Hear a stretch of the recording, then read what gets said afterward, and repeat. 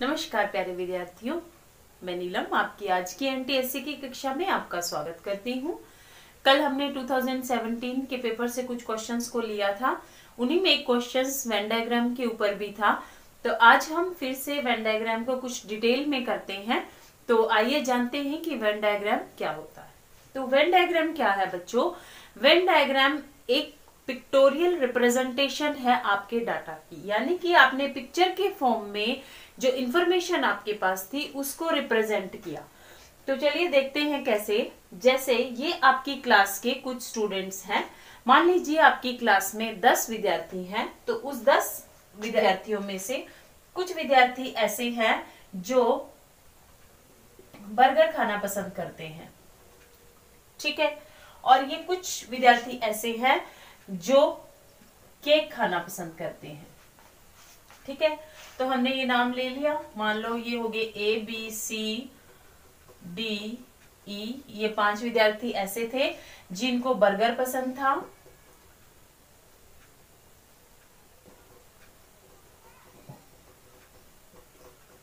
और ये 5 विद्यार्थी ऐसे थे जिनको केक खाना पसंद था। अब हमने क्या किया कि दोनों को अलग अलग दर्शा दिया। अब हम इनको सबको ऐसे लिखने की बजाय हम क्या कर सकते हैं कि हम सिर्फ ये लिख देते हैं यहाँ पर कि जो नंबर है कि हमारी कक्षा के जो 5 विद्यार्थी हैं उनको बर्गर खाना पसंद है और ये जो 5 विद्यार्थी हैं इनको केक खाना पसंद है। हम ऐसे लिखते नहीं है, ये सिर्फ आपको समझाने के लिए अभी मैंने लिखा है, ठीक है। अभी ऐसा तो नहीं होगा कि क्लास में सिर्फ ये 5 बच्चे हैं। भाई हो सकता है जो बच्चे बर्गर खाना पसंद करते हो सकता है कि उनको केक खाना भी पसंद हो, ठीक है। तो और जो केक खाना पसंद करते हैं हो सकता है उनमें से कुछ बच्चे ऐसे हों जो केक खाना भी पसंद करते हो और बर्गर खाना भी पसंद करते हैं। क्लियर हो गया? तो इसको कैसे दिखाएंगे, यानी कि हम ये कहना चाहते हैं कि कुछ बच्चे कॉमन है जिनको दोनों चीजें पसंद है, तो उनको कैसे दिखाएंगे। तो देखिए, उनको दिखाने के लिए हम क्या करते हैं, जब दोनों सर्कल, ये दोनों सर्कल थे, जो ये आपका बर्गर को दर्शा रहा था, ये केक को दर्शा रहा था, तो क्या होगा कि जब दोनों सर्कल एक दूसरे को काट रहे हैं तो ये जो इनका बीच वाला पोर्शन है, ये वाला पोर्शन है, ये दोनों में कॉमन है, साझा है। तो ये क्या दर्शा रहा है, ये दर्शाता है उन बच्चों को जो बर्गर और केक दोनों खाना पसंद करेंगे। क्लियर हो गया? ये वाला जो पोर्शन है ये किनको दर्शाएगा, क्योंकि सिर्फ बर्गर वाला है तो ये सिर्फ वो बच्चे जो बर्गर खाना पसंद करते हैं। इधर वाला पोर्शन उन बच्चों को दर्शाएगा जो सिर्फ केक खाना पसंद करते हैं, और ये वाला जो पोर्शन है जो दोनों में कॉमन है, साझा है, ये किसको दर्शाता है, ये दर्शाता है उन बच्चों को जो दोनों चीजें खाना पसंद करते हैं। तो यानी कि जो दोनों में कॉमन है। क्लियर हो गया?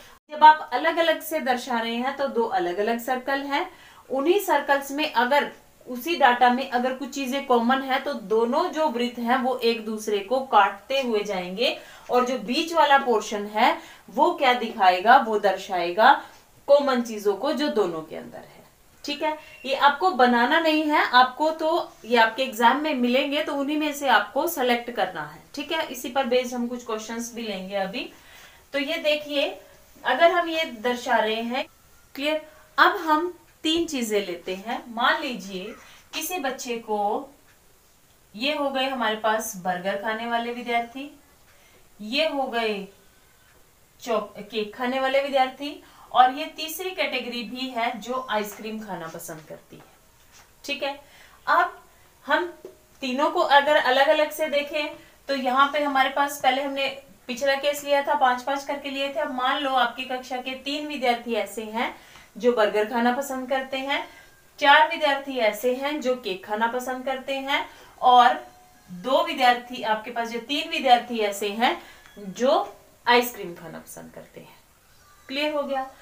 अब हम ये तीनों को अलग अलग से देखें तो अपनी एग्जिस्टेंस है, किसी को कोई चीज पसंद है, किसी को कोई चीज। जब हम कह रहे हैं कि इनका आपसी संबंध हम वेन डायग्राम के थ्रू दिखा रहे हैं, तो देखिए कैसे होगा। ये हो गए हमारे पास बर्गर, कुछ बच्चे ऐसे थे जो बर्गर और केक दोनों पसंद करते थे। तो मान लीजिए आपका जो डाटा है वो कुछ ऐसे बन गया।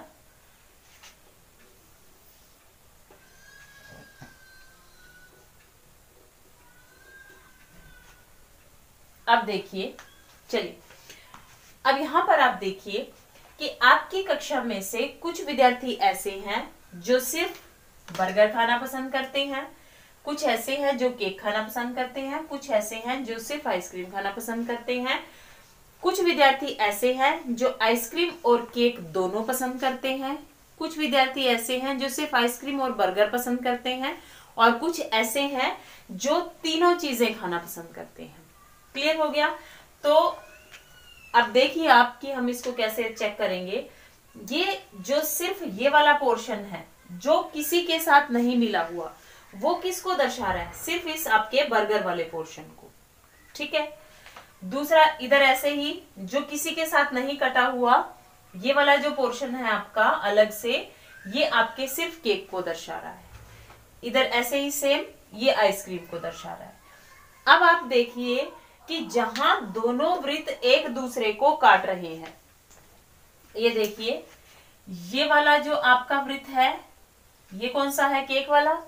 ये कौन सा है? बर्गर। तो इन दोनों, सिर्फ इन दोनों के बीच में देखिए कि कौन सी संख्या है? ये संख्या है 1। तो इसका मतलब 1 क्या है? जो बर्गर और केक दोनों खाने वाले हैं। ठीक है। अब हम देखें कि यहां पर देखिए ये जो है आपका, ये हो गया आइसक्रीम वाला सर्कल, ये हो गया केक वाला सर्कल। अब जो सिर्फ आइसक्रीम और केक वाले सर्कल में आ रही है संख्या, वो क्या है आपकी? जो विद्यार्थी आइसक्रीम और केक दोनों खाना पसंद करते हैं। ठीक है। नेक्स्ट यहां देखिए सेम, ये हो गया आपका बर्गर वाला और ये हो गया आपका आइसक्रीम वाला सर्कल। अब इन दोनों के बीच में देखिए, सिर्फ इन दोनों के बीच में, तीसरे सर्कल को नहीं देखना। ये अगर ये भी देख लेते हैं तो ये हो जाएगा हमारा केक वाला भी, तो इसको नहीं देखना हमने, हम सिर्फ इसकी बात कर रहे हैं। तो ये एक विद्यार्थी ऐसा है जो आइसक्रीम और बर्गर दोनों खाना पसंद करता है। क्लियर हो गया? चलिए एक क्वेश्चन लेते हैं और फिर इसको और अच्छे से क्लियर। क्वेश्चन है जिसमें ये 3 सर्कल आपके पास है, ये जो तीनों वृत्त है ये क्रिकेट, हॉकी और फुटबॉल, इन तीनों खेलों को दर्शा रही हैं। तो आप अब इनमें से आपको जो नीचे ऑप्शंस में क्वेश्चंस दिए गए हैं उनको लेना है और बताना है। ठीक है। तो अब जो हमारा पहला क्वेश्चन है, इसमें पहले क्वेश्चन में पूछा गया है कि ऐसे विद्यार्थियों की संख्या बताइए जो तीनों खेल खेलना पसंद करते हैं। ठीक है। तीनों खेल खेलना पसंद करते हैं, इसका मतलब क्या है? ध्यान से देखिए, जो तीनों में हो। ठीक है। 3 खेल, अगर हम सिर्फ एक को देखते हैं तो ये अकेला फुटबॉल हो गया, ये अकेला हॉकी हो गया, ये अकेला क्रिकेट हो गया। फिर अगर 2 वृत्त एक दूसरे को काट रहे हैं तो उन दोनों के बीच में जो होगा, वो दोनों के बीच में जो संख्या होगी वो बताएगी कि कितने बच्चे क्रिकेट और हॉकी पसंद करते हैं। अगर ऐसा होगा कि तीनों सर्कल एक दूसरे को काट रहे हैं और ऐसी संख्या जो तीनों वृत्तों के बीच में होगी, तीनों वृत्तों के बीच में होगी। देखिए जैसे ये हो गया आपका पहला सर्कल, ये दूसरा सर्कल और ये तीसरा। अब ऐसी संख्या देखिए जो इन तीनों वृत्तों के बीच में कहीं ना कहीं हो। देखिए ये वाला सर्कल, ये वाला सर्कल और ये तीनों काट रहे हैं, और ये जो नंबर 3 है ये ऐसा है जो क्या है? तीनों वृत्तों के बीच में है। तो इसका मतलब ये 3 क्या है? ये 3 वो संख्या है जो बच्चे तीनों खेल खेलना पसंद करते हैं। क्लियर हो गया? तो हमारा जो पहला क्वेश्चन है कि कितने विद्यार्थी तीनों खेल खेलना पसंद करते हैं, तो संख्या क्या हो गई उनकी? 3। क्लियर? तो हमारे पास पहले का आंसर हो गया 3। हमारा दूसरा क्वेश्चन है कि कितने विद्यार्थी ऐसे हैं जो केवल क्रिकेट और फुटबॉल खेलना पसंद करते हैं परंतु हॉकी खेलना पसंद नहीं करते। अब आपने क्या करना है? अब आपने नजर रखनी है अपने क्रिकेट वाले वृत्त के ऊपर और फुटबॉल वाले वृत्त के ऊपर। अब इन दोनों वृत्तों को देखिए कि ये दोनों वृत्त काट रहे हो, जहां कहीं ना कहीं तो काट रहे हैं ना, क्योंकि कुछ ना कुछ तो कॉमन है इनमें कि तीनों ही खेल हैं। तो अब आपने क्या देखना है? वो विद्यार्थी ढूंढ के निकालने हैं, वो नंबर ढूंढ के निकालना है जो क्रिकेट वाले वृत्त के अंदर भी आ रहा हो और फुटबॉल वाले वृत्त के अंदर भी आ रहा हो। ठीक है।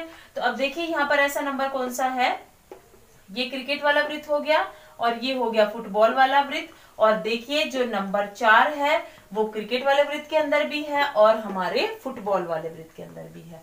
तो ऐसे विद्यार्थियों की संख्या जो क्रिकेट और फुटबॉल दोनों खेलना पसंद करते हैं कितनी हो गई? 4। ठीक है, नेक्स्ट हमारे पास है क्वेश्चन नंबर 3। मेरे ख्याल से यहां तक क्लियर है आपको। अगर फिर भी कोई डाउट रहता है तो आप पूछ सकते हैं। नेक्स्ट देखिए, अब हमें बताना है ऐसे विद्यार्थियों की संख्या जो हॉकी और फुटबॉल दोनों खेलना पसंद करते हैं लेकिन क्रिकेट खेलना पसंद नहीं करते। तो अब आप नजर रखिए, जो जो खेलना पसंद करते हैं, तो वो क्या कहा उसने कि हॉकी और फुटबॉल। तो अब देखिए हॉकी और फुटबॉल वाले सर्कल में कौन सी संख्या है? बिल्कुल सही पहचाना बच्चों, 6। ये दोनों सर्कल्स में है, इस वाले में भी है और इसमें भी है। इसका मतलब 6 क्या हो गई हमारे पास, जो विद्यार्थी हॉकी और फुटबॉल दोनों खेलना पसंद करते हैं। तो ये होगी संख्या 6। क्लियर। नेक्स्ट है हमारे पास क्वेश्चन नंबर 4। और इस क्वेश्चन में हमसे पूछा गया है कि ऐसे विद्यार्थियों की संख्या बताइए जो केवल क्रिकेट खेलना पसंद करते हैं। केवल क्रिकेट खेलना पसंद करते हैं, अन्य खेल नहीं पसंद करते वो। तो जो सिर्फ क्रिकेट पसंद करते हैं ऐसे कितने विद्यार्थी हैं? 1। जो सिर्फ क्रिकेट पसंद करते हैं, हॉकी और फुटबॉल खेलना पसंद नहीं करते। अगर आप ये सारे नंबर देख लेते हो, ये तो क्या है, उनको तो हॉकी भी पसंद है और फुटबॉल भी पसंद है। यानी कि कोई व्यक्ति ऐसा हो सकता है ना कि उसको, अब किसी को चाय भी पसंद है, कॉफी भी पसंद है, ठीक है, और दूध भी पसंद करता है। जबकि कोई ऐसा है जिसको सिर्फ दूध पसंद है और वो चाय और कॉफी पसंद नहीं करता। तो यहाँ ऐसे ही सेम चीज होगी हमारे पास कि हम कह रहे हैं कि क्रिकेट खेलना पसंद करता है, सिर्फ क्रिकेट खेलना पसंद करता है, उसको कोई और खेल या आता ही नहीं है या वो पसंद नहीं करता। ठीक है, तो ऐसे कितने विद्यार्थी होंगे? तो जो सिर्फ क्रिकेट वाले सर्कल में है उनको हम लेंगे। क्लियर हो गया। तो ऐसे विद्यार्थियों की संख्या कितनी हो गई? 1। ऐसे ही अगर आपसे पूछा जाए कि सिर्फ वो विद्यार्थी बताइए जो सिर्फ हॉकी खेलना पसंद करते हैं, उसके अलावा कोई और खेल पसंद नहीं करते, तो उनकी संख्या कितनी हो जाएगी? 5। क्लियर हो गया। तो ये था हमारा वेन डायग्राम के ऊपर एक क्वेश्चन। चलिए एक क्वेश्चन और प्रैक्टिस कर लेते हैं।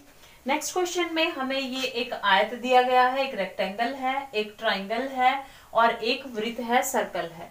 तो हमें जो ये रेक्टेंगल है हमारे पास, ये क्या दर्शा रही है? आर्टिस्ट, कलाकारों को। जो त्रिभुज है यहाँ पर वो डॉक्टर्स को दर्शा रही है और जो वृत्त है वो प्लेयर्स, खिलाड़ियों को दर्शा रहा है। ठीक है, तो यहाँ कुछ नंबर्स इनके बीच में लिखे हुए हैं। अब हमने इनको देखना है ध्यान से। ये भी वेन डायग्राम है। वेन डायग्राम में जरूरी नहीं है कि आपने सिर्फ वृत्त ही बनाने हैं। वेन डायग्राम जो है वो अलग अलग आकृतियों से हम बना सकते हैं। क्लियर। तो अब इसमें पहला क्वेश्चन जो हमसे पूछा गया है कि आपने ऐसे व्यक्तियों की संख्या बतानी है जो ना तो खिलाड़ी हैं, जो ना तो डॉक्टर हैं और ना आर्टिस्ट हैं, यानी कि जो ना तो कलाकार हैं ना डॉक्टर हैं। तो देखिए ऐसे व्यक्तियों को हमने छांटना है जो ना तो डॉक्टर हैं और ना ही आर्टिस्ट। अब देखिए हमने आर्टिस्ट, हमारा ये आयत दर्शा रहा है, तो यानी कि जो आयत में ना हो, डॉक्टर्स को हमारी दिखा रही है त्रिभुज, तो जो ना तो हमारे जो है इसमें आयत में हो ना त्रिभुज में हो, सिर्फ सर्कल में हो। तो देखिए ऐसी कौन सी संख्या होगी? बिल्कुल सही, ये जो 25 हमारे पास है ये सिर्फ हमारे वृत्त में है, ना तो ये आयत में आ रहा है ना ही त्रिभुज में आ रहा है। तो ऐसे कितने व्यक्ति हो गए जो सिर्फ प्लेयर हैं, जो ना तो डॉक्टर हैं और ना ही आर्टिस्ट हैं? 25। क्लियर हो गया। नेक्स्ट क्वेश्चन हमारे पास है जिसमें आपको बताना है ऐसे कितने लोग हैं जो आर्टिस्ट भी हैं और प्लेयर भी हैं, जो खिलाड़ी भी हैं और कलाकार भी हैं, दोनों हैं जो। अब देखिए खिलाड़ियों को हमारे दर्शा रहा है वृत्त और दूसरा कलाकार भी हो यानी कि आयत में भी हो। तो देखिए ऐसे कितने हैं?